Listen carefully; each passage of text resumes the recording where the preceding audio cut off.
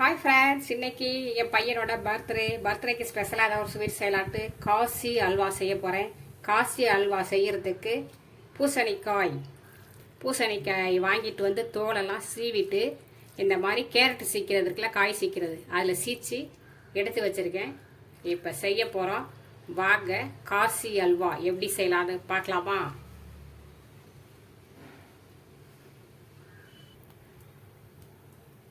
அல்வா செய்கிறதுக்கு ஒரு நாஸ்டிக் அடுப்பில் வச்சு கொஞ்சமாக நெய் சேர்த்தாச்சு. நெய்யை சேர்த்த உடனே சீச்சு வச்சிருக்க பரங்கிக்காயை சேர்த்துக்கலாம். சேர்த்துட்டு வதக்குன்னு நல்லா வதக்கிக்கலாம். அந்த நீர் சத்தெல்லாம் போகிற அளவுக்கு கொஞ்சம் வதக்கிக்கலாம். பார்க்கலாம். சிம்மிலே வச்சுட்டு கொஞ்சம் தண்ணி நீர் சத்து வற்றினோன்னே இப்போ சர்க்கரை சேர்த்துக்கலாம்.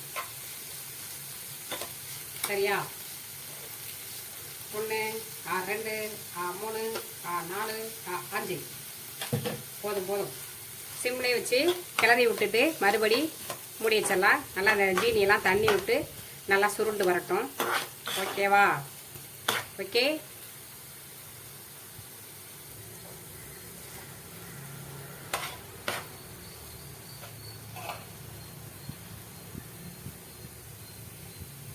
நல்லா சுருண்டு வந்துருச்சு பாருங்கள்.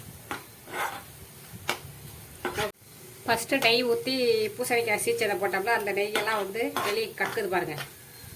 சூப்பராக ரெடி ஆயிடுச்சுல. இப்போ லைட்டாக கலர் பவுடர் சேர்த்துக்கலாம். குங்குமப்பூ இருந்தால் போட்டுக்கலாம். நான் குங்குமம் போடலை, கலர் பவுடர் கொஞ்சம் சேர்த்துக்கிறேன். லைட்டாக கலர் சேர்த்துட்டு கிளறி விட்டுக்கலாம்.